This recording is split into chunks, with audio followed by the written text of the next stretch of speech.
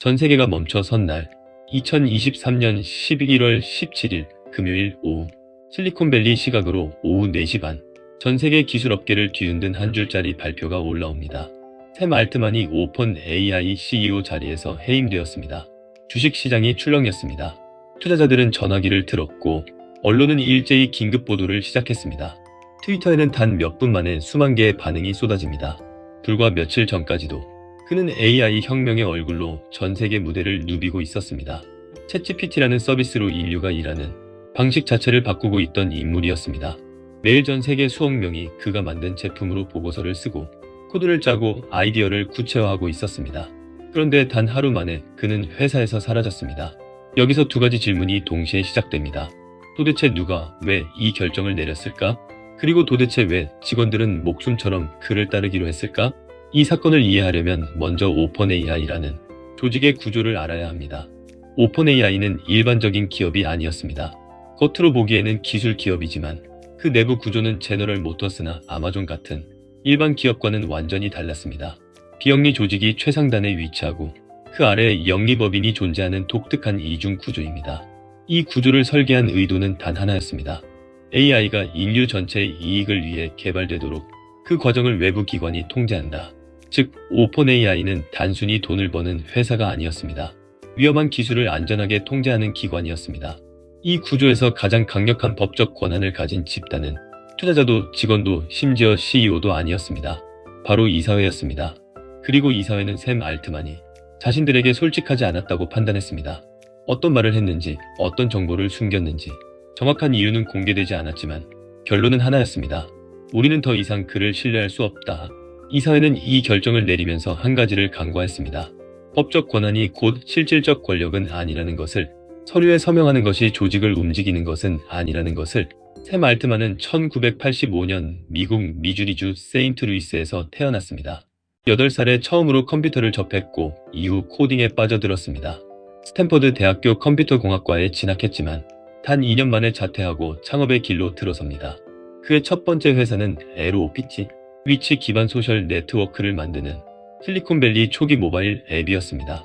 아이폰이 막 세상에 나오던 시절, 그는 사람들이 서로의 위치를 공유하는 세상을 상상했습니다. 시대를 너무 앞서간 아이디어였습니다. 회사는 크게 성공하지 못했습니다. 하지만 그는 포기하지 않았습니다. 실패를 경험으로 삼아 계속 나아갔습니다.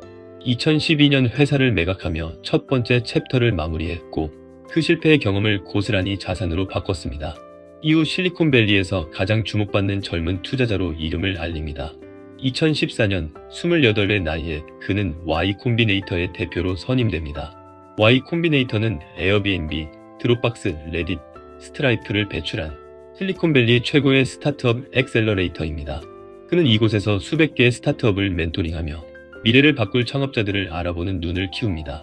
이 시기에 그는 리더십에 대해 깊이 생각하기 시작했습니다. 수많은 창업자들을 만나면서 그는 한 가지 패턴을 발견했습니다. 성공한 창업자들은 하나같이 팀을 자신보다 먼저 생각했다. 그리고 팀은 그들을 위해 불가능한 일을 해냈다. 이 통찰이 훗날 오픈AI에서 그가 만든 문화의 뿌리가 됩니다. 그리고 2015년 시대의 선구자들이 한자리에 모입니다. 일론 머스크, 피터 티엘, 그레그 브록만, 그리고 샘 알트만. 이들이 함께 10억 달러를 출자해 세운 회사의 이름이 바로 오픈AI였습니다. 미션은 명확했습니다.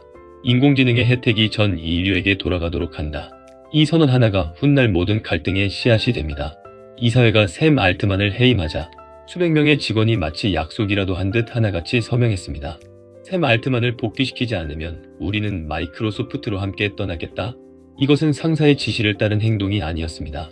자신들이 더 중요하다고 믿는 가치를 위해 직장과 생계를 건 선택이었습니다. 도대체 왜 이렇게들 열렬히 반응했을까요? 샘 알트만에게는 세 가지 리더십의 특질이 있었습니다. 첫째, 그는 사람의 잠재력을 알아보는 눈이 남달랐습니다. 오픈AI가 새로운 연구원을 뽑을 때 샘 알트만은 다른 CEO들과는 전혀 다르게 행동했습니다. 면접이 끝나면 그는 직접 전화를 걸었습니다. 혼자 따로 작업하고 있는 프로젝트가 있나요? 그거 계속해도 됩니다. 스카웃이 아니라 응원이었습니다.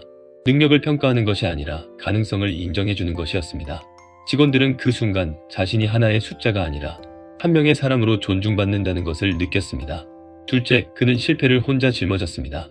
그는 이렇게 말한 적이 있습니다. 나는 내 인생에서 셀 수 없이 많은 실패를 했습니다. 그리고 매번 그 실패로부터 가장 중요한 것들을 배웠습니다. 오픈AI 내부에서 어떤 연구가 기대에 미치지 못했을 때 그는 책임을 타인에게 넘기거나 침묵하지 않았습니다. 직접 팀 앞에 서서 말했습니다. 우리가 실패했습니다. 다음에 무엇을 해야 할지 같이 생각해 봅시다. 리더가 실패를 인정하는 것은 쉬운 일이 아닙니다. 그러나 그 순간이 쌓일수록 직원들은 그를 더 신뢰했습니다. 셋째, 그는 직원들에게 미래를 함께 그려주었습니다. 매일같이 보고서를 스택에 쌓는 많은 리더들과 달리 샘 알트만은 직원들에게 비전을 이야기함으로써 동기를 불어넣었습니다. AI는 인류 역사에서 가장 중요한 발명이 될 것입니다. 그 순간을 우리가 함께 만들고 있습니다. 매일 아침 연구실로 출근하는 직원들은 자신들이 역사를 만들고 있다는 신념으로 일했습니다. 그것이 샘 알트만이 만들어낸 조직의 문화였습니다. 넷째, 그는 사람들이 틀렸을 때도 존중했습니다. 오픈AI 내부에서는 연구 방향을 놓고 격렬한 논쟁이 자주 벌어졌습니다. 어떤 연구원이 알트만의 의사결정에 공개적으로 반기를 든 일이 있었습니다. 대부분의 CEO라면 불편함을 드러내거나 그 연구원을 견제했을 것입니다. 하지만 알트만은 다르게 반응했습니다.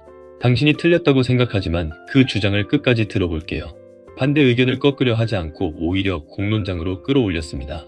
직원들은 이 모습을 보며 생각했습니다. 이 사람은 내 의견을 듣기 위해 리더 자리에 있는 사람이구나. 다섯째, 그는 두려움을 솔직하게 드러냈습니다. 2023년 미국 상원 청문회에서 그는 이렇게 말했습니다. 만약 이 기술이 잘못된다면 그것은 매우 나쁜 결과를 초래할 수 있습니다. 저는 그것이 두렵습니다. 세계에서 가장 강력한 AI 회사의 CEO가 의회에서 자신이 두렵다고 말한 것입니다. 이 고백은 약함이 아니었습니다. 오히려 직원들에게 깊은 신뢰를 심어주었습니다. 이 사람은 우리와 같은 곳을 바라보고 있구나. 기술의 위험을 함께 인식하는 사람이구나. 그래서 직원들은 그가 해임되었을 때 단순한 CEO를 잃은 것이 아니라고 느꼈습니다. 자신들이 믿었던 가치와 방향을 함께 잃는 것이라고 느꼈습니다. 샘 알트만의 리더십은 단순히 친절하거나 공감 능력이 뛰어난 것이 아니었습니다. 그에게는 세상을 바라보는 독특한 관점이 있었습니다. 첫 번째, 지혜 지수 성장의 가능성을 믿었다. 그는 이렇게 말했습니다. 사람들은 10년 후의 세상을 항상 과소평가합니다. 기술의 발전은 우리가 상상하는 것보다 훨씬 빠릅니다. 그는 무엇이 가능한지를 먼저 상상하고 그 다음에 어떻게 실현할지를 생각하는 방식으로 일했습니다. 이 역방향 사고는 그를 실리콘밸리에서 다른 리더들과 구별짓게 했습니다. 두 번째, 지혜 핵심 소수에게 집중했다. Y 콤비네이터를 이끌 때 그는 이런 말을 자주 했습니다. 100명의 사람이 당신의 제품을 그럭저럭 좋아하는 것보다 10명의 사람이 미칠 듯이 사랑하는 제품을 만들어라. 그는 넓게 퍼지는 것보다 깊이 파고드는 것을 믿었습니다. 오픈AI를 이끌 때도 이 철학은 그대로 이어졌습니다. 세상 모든 사람을 만족시키려 하지 않고 가장 중요한 문제에 가장 뛰어난 사람들을 집중시켰습니다. 세 번째, 지혜 장기적으로 생각했다. 그는 단기 수익보다 장기 사명을 언제나 앞에 두었습니다. 챗GPT가 폭발적으로 성장했을 때 많은 투자자들이 빠른 수익 실현을 요구했습니다. 하지만 알트만은 말했습니다. 우리가 만드는 것은 단순한 제품이 아닙니다. 우리는 인류의 미래 자체를 설계하고 있습니다. 그 책임감이 우리의 속도를 결정해야 합니다.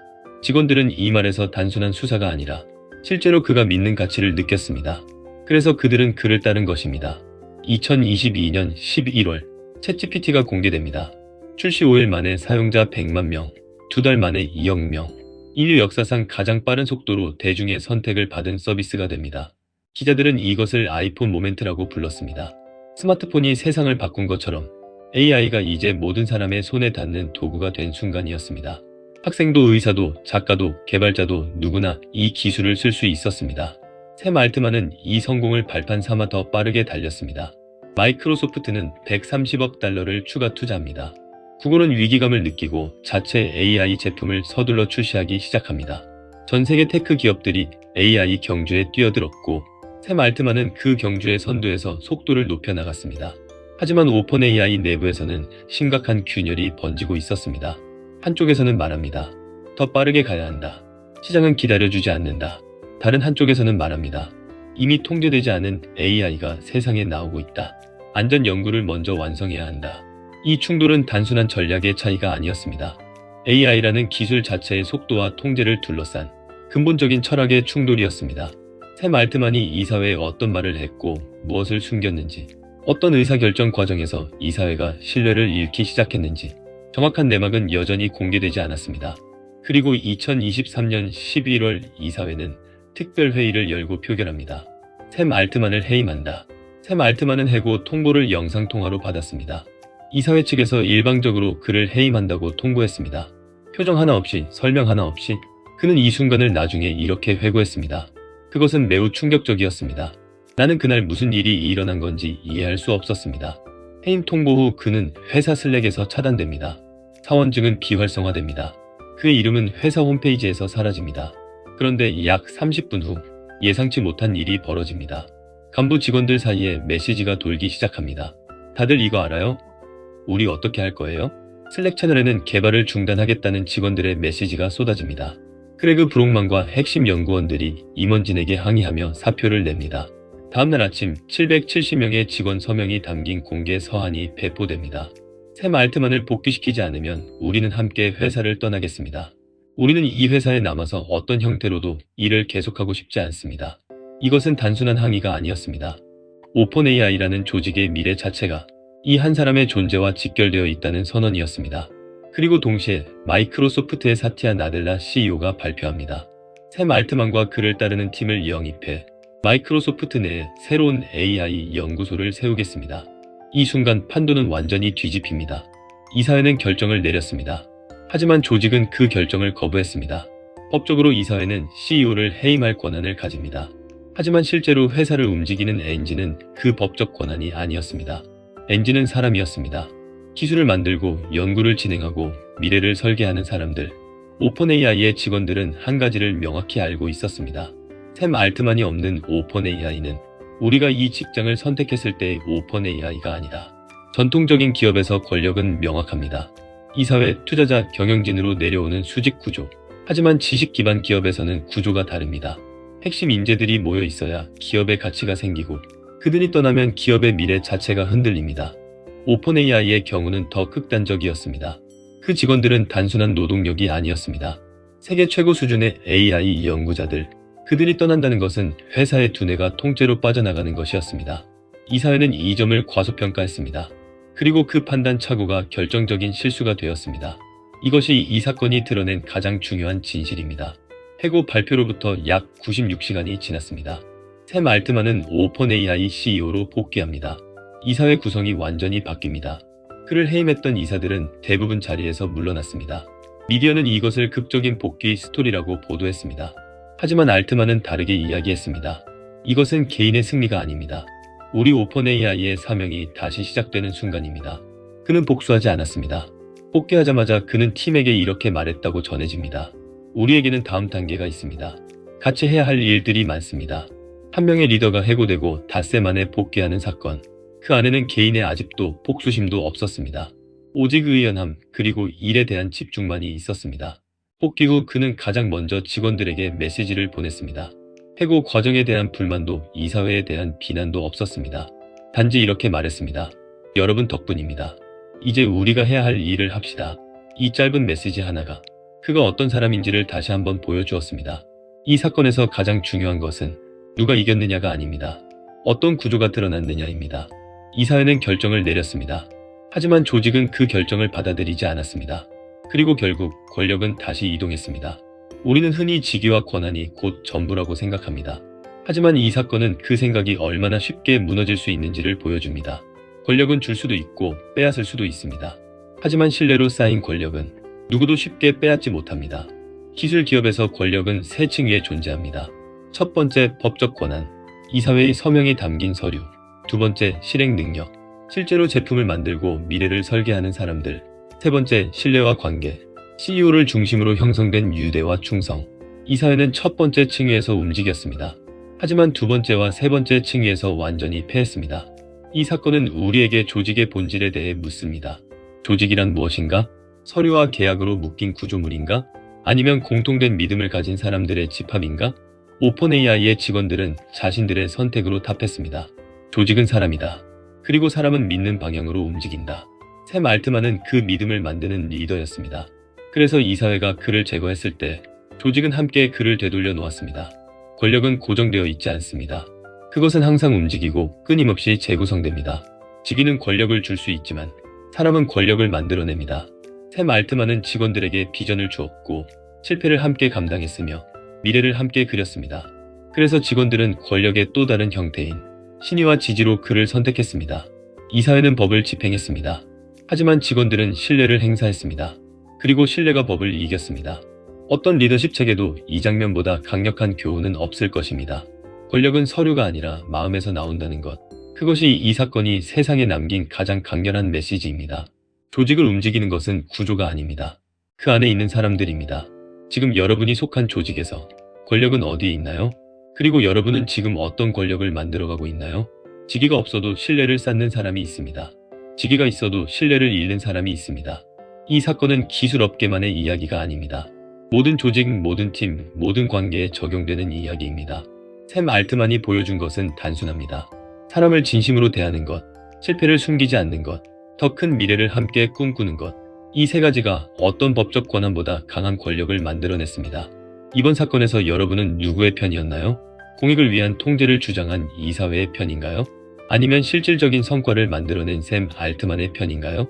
혹은 이런 질문이 더 와닿을 수도 있습니다. 여러분이 알트만의 직원이었다면 서명했을까요? 직업을 걸고서라도 따라갔을까요? 그 답이 무엇이든 그 선택의 이유가 무엇인지를 한번 생각해 보시기 바랍니다. 그 이유 안에 여러분이 지금 어떤 권력을 믿고 있는지가 담겨 있습니다. 그리고 반대로 생각해 볼 수도 있습니다. 여러분은 지금 어떤 리더 아래에 있나요? 그 리더가 해임된다면 여러분은 따라가겠습니까? 이 질문의 답이 그 리더가 쌓아온 권력의 크기를 보여줍니다. 그리고 여러분 자신이 리더라면 한번 스스로에게 물어보십시오. 나의 팀은 나를 위해 그 선택을 할 수 있는 사람들인가? 댓글로 여러분의 생각을 남겨주세요. 통찰 기록은 여러분의 생각으로 완성됩니다. 다음 화도 기대해주세요. 알림 설정을 켜두면 놓치지 않습니다.